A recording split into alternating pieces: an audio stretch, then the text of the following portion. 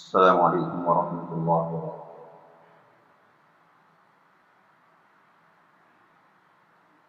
الحمد للہ کفا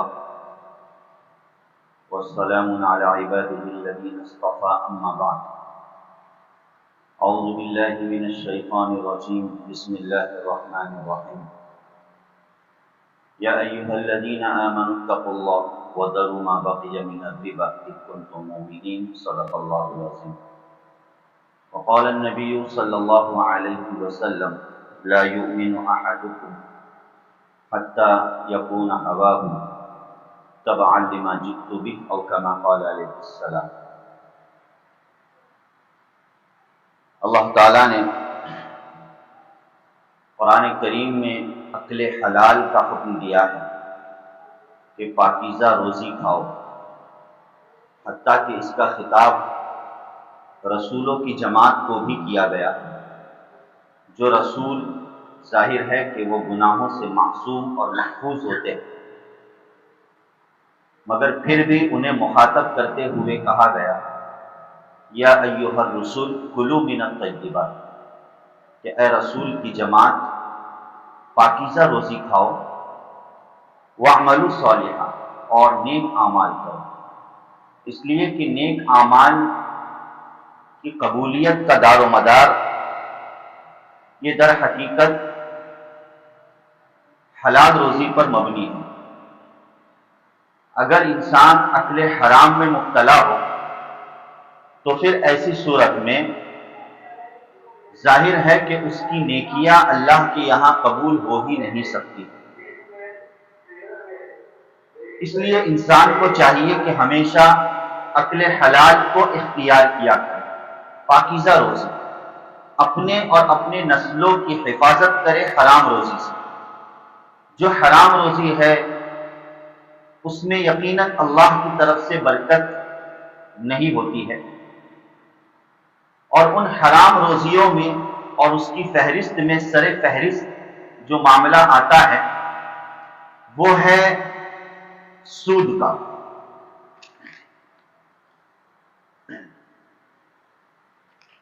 وہ معاملہ ہے سود کا۔ قرآن کریم نے بہت سے مقامات پر حرام روزی یعنی سود کی مذمت فرمائی ہے، اور یہ سود کی حرمت صرف اسی امت میں نہیں تھی، بلکہ اللہ تعالیٰ نے تمام آسمانی کتابوں میں سود کی حرمت اور مذمت کا تذکرہ فرمایا ہے۔ جی ہاں، اسی لیے سود کی قدیم تاریخ ہے، آپ دیکھو گے بہت پرانی تاریخ ہے سود کی، کہ یہ سودی نظام کب سے شروع ہوا، اس کے ابتدا کہاں سے ہوئی۔ اللہ تعالیٰ نے انجیل میں بھی سود کی مذمت ذکر فرمائی جو حضرت عیسیٰ علیہ السلام پر نازل ہوئی، زبور میں بھی اللہ تعالیٰ نے سود کی حرمت کا تذکرہ کیا ہے، حتیٰ کہ توریت میں بھی جو حضرت موسیٰ علیہ السلام پر نازل ہوئی ہے، اللہ تعالیٰ نے اس میں بھی سود کی مذمت کا تذکرہ فرمایا۔ تو پتہ چلا کہ موسیٰ علیہ السلام سے بھی پہلے یہ سود کا سلسلہ جاری ہے۔ قدیم آسمانی کتابوں میں سود کا تذکرہ ملتا ہے، اور اس امت میں اور قرآن کریم میں تو اللہ تعالیٰ نے سود کی مذمت سے متعلق الگ الگ تعبیر اور انداز اللہ نے اختیار فرمایا۔ سود خوری کرنے والا، سودی معاملات میں رہنے والا، سودی نظام میں اپنی زندگی کو سر کے بالوں سے لے کر پیروں کے ناخن تک ملوث رکھنے والا، یہ ایسا ہی ہے جیسے کہ وہ اللہ اور اس کے رسول سے جنگ کر رہا ہے۔ قرآن کریم نے صاف اعلان فرمایا فَإِن لَّمْ تَفْعَلُوا، کہ اگر تم اس سود سے باز نہیں آؤ گے، سودی نظام سے، تو فَأْذَنُوا بِحَرْبٍ مِّنَ اللَّهِ وَرَسُولِهِ، تو یاد رکھ لو کہ تم اللہ اور اس کے رسول سے جنگ کرنے کے لیے تیار ہو جاؤ۔ قرآن کہہ رہا ہے اللہ اکبر، کس میں طاقت ہے بھائی جو اللہ اور اس کے رسول سے جنگ کرے؟ ہم تو قدم قدم پر اللہ کی رحمت کے محتاج ہیں، اللہ کی رحمت کے بغیر ہم ایک سانس نہیں لے سکتے ہیں جائے کہ ہم اللہ کے نعوذ باللہ من ذالک اللہم احفظنا من، اللہ تعالیٰ ہم سب کی حفاظت فرمائے کہ ہم اللہ سے دشمنی مول لیں، جیسے شیطان نے اللہ سے دشمنی مول لی۔ بھائی شیطان تو اللہ سے جنگ کر رہا ہے نا، بھائی اس نے چیلنج کیا ہے، اس کی اللہ کے ساتھ جنگ ہے، اللہ نے اس کو موقع دیا۔ تو در حقیقت سودی نظام میں رہنے والے یہ شیطان کے بھائی ہیں، یہ شیطان کے پیروکار ہیں، شیطان کے لشکر کے افراد ہیں۔ سودی نظام میں رہنے والے یہ لشکر شیطان ہی ہیں۔ آج جو ہم پر دشمن ہم سے جنگ کر رہا ہے، پورے ملت اسلامیہ کو کھانے کی کوشش کر رہا ہے، پوری ملت اسلامیہ کو تباہ و برباد کرنے کی کوشش کر رہا ہے، وہی اللہ، وہی قرآن، وہی کلام، وہی اسلام، وہی دین، مگر پھر بھی اللہ کی مدد نہیں اتر رہی۔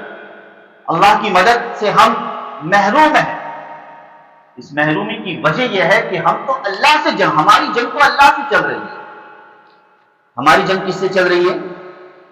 اللہ سے چل رہی ہے۔ اللہ کی فہرست میں تو ہم باغی ہیں، اللہ کے دشمن ہیں، تو چاہے کہ اللہ کی مدد ہم پر نازل ہو جائے۔ قرآن کریم کی ان آیتوں کو ہم کبھی پڑھے، سمجھے، غور کریں۔ یوں ہی اللہ نے نہیں کہہ دیا کہ سود خوری میں مبتلا افراد یہ در حقیقت اللہ اور اس کے رسول سے جنگ کرنے والے ہوتے ہیں۔ اللہ اکبر کبیر، جنگ کرتے۔ پہلے ہم اپنے معاملات کو صاف کریں، اپنے اور اللہ کے تعلقات کو مضبوط کریں، یہ ضرورت ہے، آج وقت کا تقاضا ہے۔ جو دشمنی ہمارے درمیان ہے اس دشمنی کا خاتمہ کر کے اللہ کے دوست بن جائے، اللہ ہمارا دوست بن جائے، ہے نا، اللہ ہمارا دوست بن جائے، یہ ضروری ہے، تب جا کر اللہ کی مدد اور اللہ کی نصرت شامل حال ہو سکتی ہے۔ ان چیزوں پر غور کرنے کی ضرورت ہے کہ آخر وہ ہمارے معاشرے میں ایسے سنگین جرائم کون سے ہیں اور وہ گناہ کون سے ہیں، وہ نافرمانیاں کون سی ہے جن کی وجہ سے ہم اللہ کی رحمت سے، مدد سے محروم ہو چکے ہیں۔ جی ہاں، بہت بہت بڑا سنگین گناہ ہے سودی نظام میں ملوث رہنا۔ اسی لیے سود کو زنا سے بدتر قرار دیا ہے۔ اللہ، زنا ایک بہت بڑا گناہ ہے، شراب خوری بہت بڑا گناہ ہے، ام الخبائث قرار دیا گیا ہے شراب، مگر سودی نظام میں ملوث شخص یہ شراب سے بھی بدتر فرد ہے، اس لیے کہ شرابی در حقیقت اپنی ذات سے اس کا معاملہ ہے، شرابی کا تعلق حقوق اللہ سے ہے کہ نہیں؟ لیکن سود خوری کا معاملہ فقط حقوق اللہ سے نہیں ہے بلکہ حقوق العباد بھی اس کے اندر ملوث ہے، وہ دوسروں کا خون چوس رہا ہے۔ جو سود لیتا ہے وہ در حقیقت دوسروں کا کیا کرتا ہے؟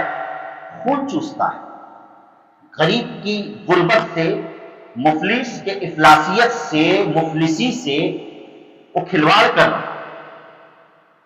اس لیے کہا کہ تمام گناہوں سے بدتر یہ سود کا معاملہ ہے۔ اسی لیے حدیث میں ہے کہ سود کے 70 درجتن، حدیث میں الفاظ آتے ہیں، الربا 70 جزءا، کہ سود کے 70 درجات ہیں، اس کی 70 نحوستیں ہیں۔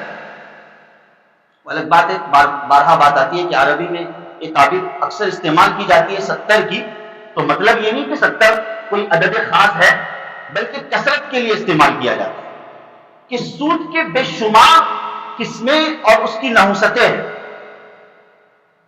اور سب سے بڑی نحوست سود کی وہ ہے کہ جسے سن کر بدن کے ہمارے رونگٹے کھڑے ہو جاتے ہیں، ہم وہ تصور بھی نہیں کر سکتے، ہمارا ذہن بھی اس طرف نہیں جا سکتا، مگر حدیث بتلاتی ہے، نبی کریم صلی اللہ علیہ وسلم کا فرمان بتلاتا ہے کہ سود کا سب سے بڑا گھناؤنا طریقہ اور گھناؤنا جرم اور اس کی سب سے بڑی اور بری نحوست یہ ہے کہ حقیقی ماں سے زنا کرنے کے قائم مقام ہے۔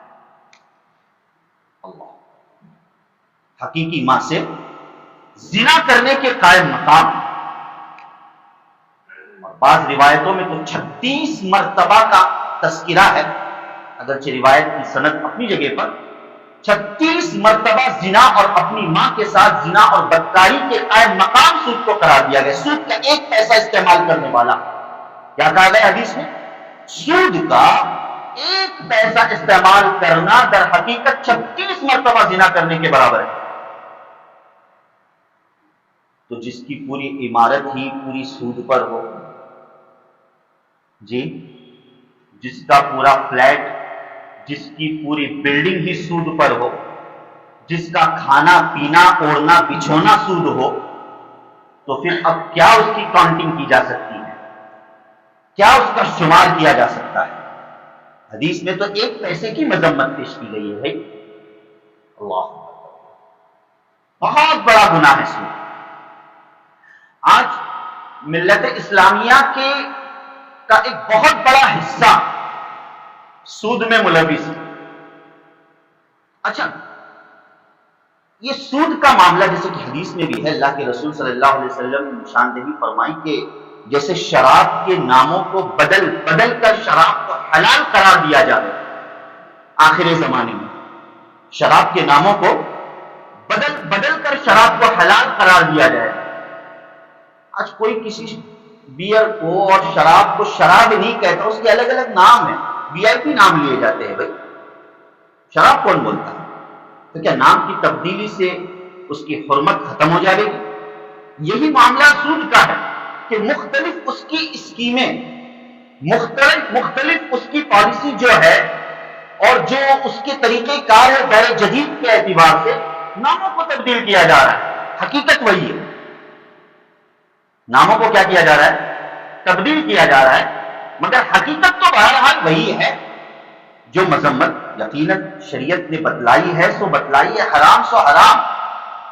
اب ناموں کی تبدیلی سے اور وی آئی پی زمانے کے حساب سے، ماڈرن زمانے کے حساب سے ہم کہیں کہ نہ اس پر سود کا اطلاق نہیں ہوتا ہے کہ یہ حماقت، یہ بیوقوفی ہے. آج ضرورت اس بات کی ہے، میں بے باکی کے ساتھ یہ کہتا ہوں کہ اس سودی نظام کو بڑھاوا دینے میں ہمارے مالدار بھی اس میں شریک ہیں. میں یہ نہیں کہہ رہا ہوں کہ مالدار سودی نظام میں ملوث ہے، آپ نہیں ملوث ہے. ماشاءاللہ آپ کا کاروبار حلال کمائی کا ہے، اللہ نے آپ کو مال و دولت سے نوازا ہے، آپ کے بیلنس میں، آپ کے سیونگ میں 1 روپیہ بھی سود کا نہیں ہے، مال بھی ہم نے، اللہ نے آپ کو مال سے نوازا ہے. لیکن کل قیامت میں پہلے آپ کی پکڑ ہوگی. کل قیامت میں پہلے کس کی پکڑ ہوگی؟ ان مالداروں کی پکڑ ہوگی. اس لیے کہ یہ مالدار جانتا ہی نہیں کہ کہاں پیسوں کو خرچ کرنا ہے، کہاں پیسوں کو لگانا ہے.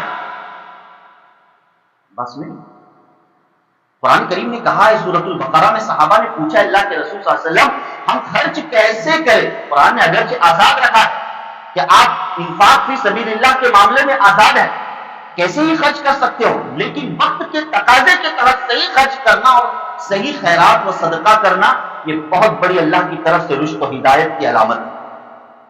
ہاں، اگر کہیں پروگرام ہو، اجتماعی دکھلاوا ہو، وہاں ڈونیٹ کیے، وہاں دیا جا رہا ہے. مساجد مدارس میں ڈونیشن دیے جا رہے ہیں، اسکولوں میں ڈونیشن دیے جا رہے ہیں، یقیناً بہت بڑی بات ہے، انکار نہیں ہے، بہت بڑی بات ہے، انکار نہیں ہے. اس سے ضرورت ہے ان چیزوں کی. لیکن آپ ایسی جگہوں پر پیسے لگائیے گا کہ آپ کے پیسے لگانے کی وجہ سے معاشرے کا ایک بہت بڑا طبقہ گناہوں سے بچ سکتا ہے. تو یہ طریقہ آپ کے لیے زیادہ افضل ہے اور زیادہ بہتر ہے. بات سمجھنا جی؟ آپ کسی غریب کے ہاتھ میں 1 لاکھ روپے تھما رہے ہیں صدقہ بول کر، کسی غریب کو 1 لاکھ روپے دے رہے، اس کو ضرورت ہے، 1 لاکھ روپے میں دے رہا ہوں، لے لے صدقہ دے کو، خیرات اپنے ضروریات میں استعمال کر.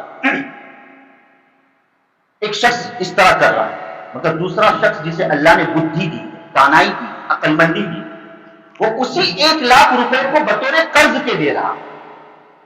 کس کے دے رہا ہے؟ قرض قرض کے طور پر کہ میں تجھے دے رہا ہوں، لیکن مجھے جب اللہ تجھے تیرے پیروں پر کھڑا کرے، تیرا بیلنس صحیح اور سنور جائے، تو مجھے یہ 1,00,000 روپے لوٹا۔ اللہ کی قسم وہ صدقہ 1,00,000 روپے نیچا ہو جائے گا، اور آپ کا وہ 1,00,000 قرض کی شکل میں دینا یہ افضل اور زیادہ ثواب کا باعث ہے۔ کیوں؟ اس لیے کہ آپ جو 1,00,000 روپے ایک غریب کو دے رہے ہو، ممکن ہے کہ آپ کے وہ اس 1,00,000 سے سست اور کاہل بن جائے، آپ کے وہ اس 1,00,000 سے کیا بن جائے؟ سست اور کاہل بن جائے کہ مجھے مل رہا ہے، میں غریب ہوں، میں دوبارہ کسی مالدار کا دروازہ کھٹکھٹاؤں گا مجھے پیسے مل جائیں گے۔ نہ، اسلام اس کی تعلیم نہیں دیتا ہے، اسلام اس کی تعلیم نہیں دیتا ہے۔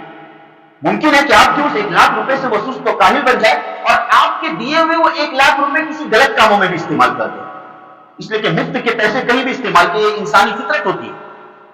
اس کے بالمقابل آپ اسے کہیں کہ میں تجھے 1,00,000 روپے قرض کے طور پر دے رہا ہوں، مجھے واپس لوٹا، اس پر پریشر رہے گا کہ نہیں، مجھے اس 1,00,000 کو اب آئندہ جمع کرنا ہے، مجھے میرے ضروریات میں استعمال کر کے بعد میں چل کر اسی 1,00,000 کو اکٹھا کر کے اسے لوٹانا ہے۔ وہ کسب معاش کو اختیار کرے گا، ذریعہ معاش کو اختیار کرے گا، اس کا ثواب آپ کو ملتا رہے گا، اس کی آپ نے ابتدا کروائی، اس کا اجر و ثواب آپ کے نامہ اعمال میں لکھا جاتا رہے گا۔ یہ ہے عقل مندی اور رشد اور ہدایت۔ ضرورت ہے اللہ ہمارے مالداروں کو توفیق نصیب فرمائے۔ کاش کہ ہمارے مالدار، اس لیے کہ ظاہر ہے کہ آج ایک بہت بڑا طبقہ جو سودی نظام کی طرف بڑھ رہا ہے، لون کے سسٹم کی طرف بڑھ رہا ہے، یہ یقیناً مجبوری کے طور پر بڑھ رہا ہے، اس سے انکار نہیں کیا جا سکتا، یہ ان کی مجبوری ہے۔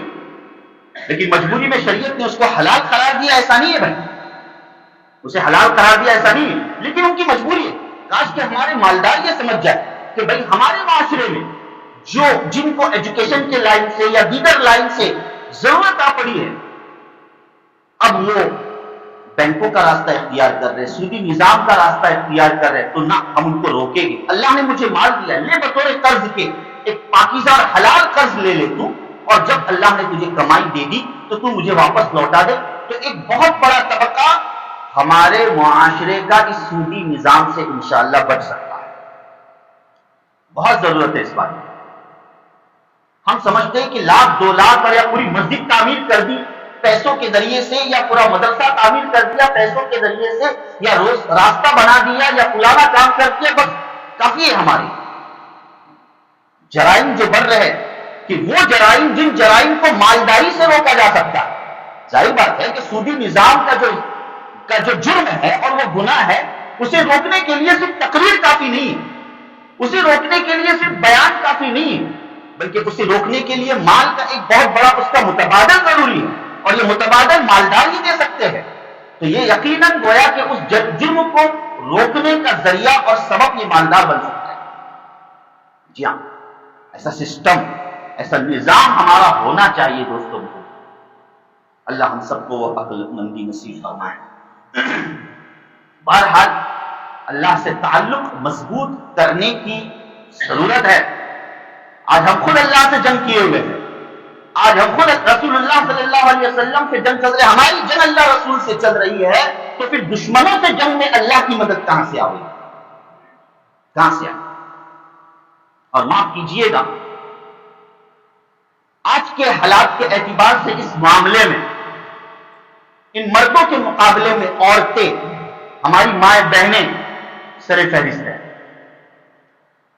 ہماری مائیں بہنیں سر فہرست ہے، جو سب سے آگے بڑھ رہی ہیں۔ اور آج کے میرے موضوع کے اختیار کرنے کا اس کا ریزن اور اصل وجہ یہی ہے۔ سود کی مذمت قرآن اور حدیث کی روشنی میں تو بارہا ہم سنتے رہتے ہیں، یہ ایک مستقل موضوع ہے۔ آج حالات ایسے، پہلے تو در حقیقت لون یا جو سود جو ملتا تھا یا لون ملتا تھا، وہ آپ کی قابلیت کو دیکھ کر ملتا تھا، آپ کی تصدیقات کی جاتی تھی کہ آپ اس کو بھرو گے کہ نہیں بھرو گے، آپ کا کام کاج کیا ہے، ان ساری چیزوں کو پرکھا جاتا تھا۔ اس کے بعد پھر لون دینے والا لون دیتا تھا۔ آج تو لون دینے والا سڑکوں پر بیٹھا ہے، آج تو صرف فون پر دو چند باتیں کر کے آپ کے موبائل میں ایسے ایپ ہیں لون کے کہ بس چند تصدیقات کر کے، چند باتیں کر کے mobile to mobile online آپ لون کے مستحق بن جاتے ہیں. آسانی سے آپ کے اکاؤنٹ میں پیسے آ جاتے ہیں صرف موبائل پر بات کرنے سے. اتنا ہلکا بنا دیا گیا سودی نظام کو. ہاں، اور پھر مزید اس پر مہربانی یہ اللہ ہم سب کی حفاظت فرمائے، مزید ہم پر یہ مہربانی کہ لون دینے والے باقاعدہ ہمارے گھر تک پہنچ رہے. لون دینے والے کیا ہے؟ ہمارے گھر تک پہنچ رہے. بھائی باقاعدہ آپ کو لون دے رہے، بڑا آسانی، بس خالی 4 کاغذات پر دستخط کر لے. تو مجبور وہ عورت یا مجبور وہ انسان، مرد جو بھی ہو، وہ اگلا نہیں دیکھتا کہ کتنا بھرنا ہے، کیسا بھرنا ہے، کیونکہ مجبوری ہے، بس مل رہا ہے. بات کا کیسا بھرنا ہے وہ دیکھیں گے. یہ بلیک میلنگ ہے، یہ کھلواڑ ہے.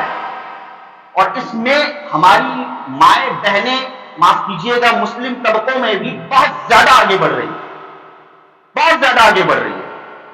چاہے وہ گٹھ کی شکل ہو، اسے کہا جاتا ہے گٹھ، یا اور بھی کوئی ایپ ہو، یا اور بھی کوئی اسکیمیں ہوں کہ اسے اسکیم بتلا کر گھروں تک باقاعدہ وہ مرد حضرات پہنچتے ہیں.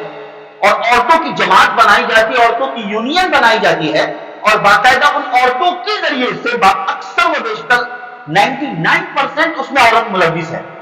شاید میں 1% باقی رکھا ہو سکتا ہے کہ میں اس میں بھی غلط ہوں، ورنہ 100% عورت اس میں ملوث ہے. کہ عورتوں سے وہ کانٹیکٹ اور تعلق لون کے لینے اور دینے کے سلسلے میں. اب ہوتا کیا ہے؟ اللہ معاف فرمائے، یہ ایک بہت بڑا پروپیگنڈا ہے، یہ ایک بہت بڑی سازش ہے. کیونکہ مسلمان بڑا بھولا بھالا ہے. مسلمان تو بہت ظاہر بات ہے کہ اپنی عیاشی میں مبتلا ہوتا ہے، اللہ معاف فرمائے.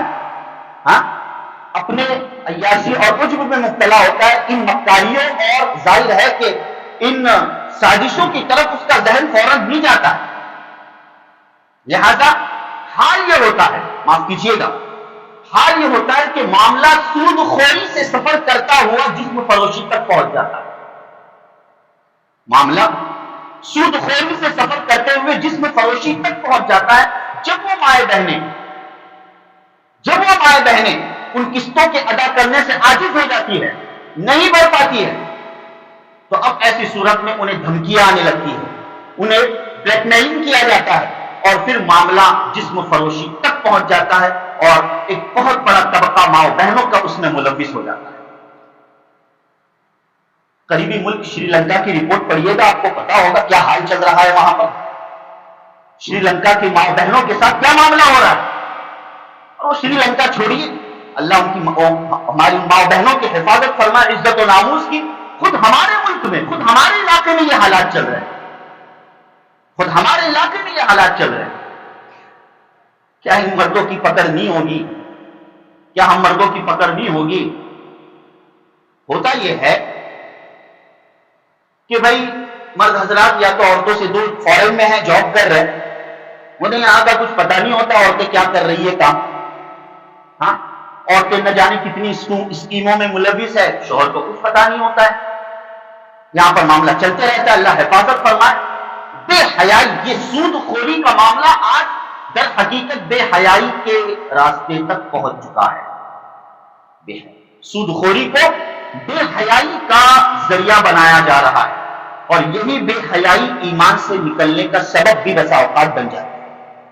اس لیے کہ ایمان نہیں تو حیا نہیں، حیا نہیں تو ایمان. یہ حالات چل رہے ہماری ماں بہنوں کی، مستورات.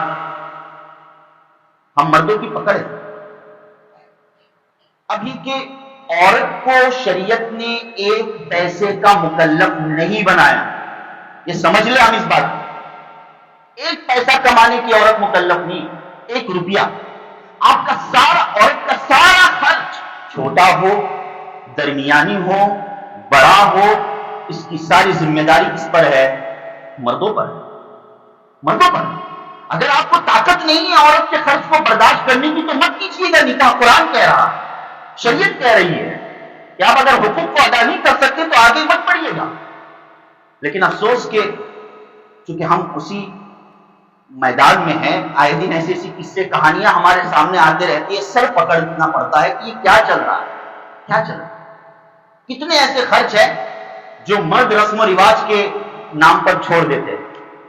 جیسے ہمارے کوکن میں ایک رواج ہے، عورت کی پہلی ڈلیوری وہ ہے کہ نہیں، عورت کی جو پہلی ولادت ہوتی ہے تو کوکن میں رواج ہے کہ ماشاءاللہ لڑکی والے وہ خرچ سنبھال لیتے ہیں، میکے والے خرچ سنبھالتے ہیں. میں ہوتا ہے کہ نہیں اکثر؟ تو مردوں کے لیے بہت اچھا سنہرا ظاہر بات ہے کہ موقع ہو گیا. بھائی اگر یہ خرچ لڑکی والے سنبھال رہے ہیں، لڑکی کا باپ لڑکی کا بھائی سنبھال رہا ہے، یہ ان کے حسن اخلاق کی بات ہے، یہ ان کے بڑے دل کی بات ہے. اچھی چیز میں تو نہیں کہوں گا اس جگہ پر، لیکن بہرحال حسن اخلاق کی بات ہے اپنی جگہ پر. لیکن اس کا یہ مطلب نہیں کہ ان پر واجب اور ضروری ہے. کتنے مرد جب یہ معاملہ آتا ہے، مقدمات آتے ہیں، تو اس پر جھگڑا ہوتا ہے کہ پہلا خرچہ ہم کیوں دیں گے ڈلیوری کا، یہ تو طے ہے ہمارے رواج کے حساب سے کہ پہلا خرچہ تو عورت اٹھائے گی. نعوذ باللہ من ذالک. بھائی یہ تو آپ پر واجب ہے خرچ کرنا. اگر جو بھی نوبت آ رہی ہے، چاہے وہ ولادت ہو، عورت کا اگر ہلکا سر درد ہو رہا ہے، اس سر درد کے لیے اگر 4 روپے کی گولی لینی پڑے تو وہ 4 روپے بھی آپ کے لیے ضروری ہے، یا اس کے پیچھے 40,000 بھی خرچ کرنا پڑے اللہ نہ کرے تو وہ بھی آپ کی ذمہ داری. چونکہ بعض عورتیں بیچاری مجبوری میں میرا شوہر ان ساری چیزوں کو پورا نہیں کر پائے گا یا نہیں کر رہا ہے، تو اس کے ضمن میں پھر وہ اس راستے کو اختیار کر دیتی ہے عورت شوہر کی اجازت کے بغیر، جس کا حال یہ ہوتا ہے کہ معاملہ بے حیائی تک پہنچ جاتا ہے. بے حیائی تک معاملہ پہنچ جاتا ہے. قرآن کریم نے ایسے ہی نہیں کہا مردوں کا رجال قوامون علی النساء، کہ مرد عورت پر حاکم ہے. خالی حاکمیت صرف آرڈر جھاڑنے میں کہ میں حاکم ہوں میرا چلے گا گھر میں، آرڈر جھاڑنے میں حاکم نہیں. ہر چیز میں آپ حاکم ہیں، خرچ کرنے میں بھی آپ حاکم ہیں. آپ کو ہر چیز برداشت کرنی پڑے گی. وہ الگ بات ہے کہ عورت اپنی ضروریات کے دائرے کو ذرا اپنے شوہر کے خرچ کے اعتبار سے رکھے، وہ ایک الگ مستقل موضوع ہے، وگرنہ شوہر کی مستقل ذمہ داری ہے کہ عورت کے خرچے کو سنبھالے.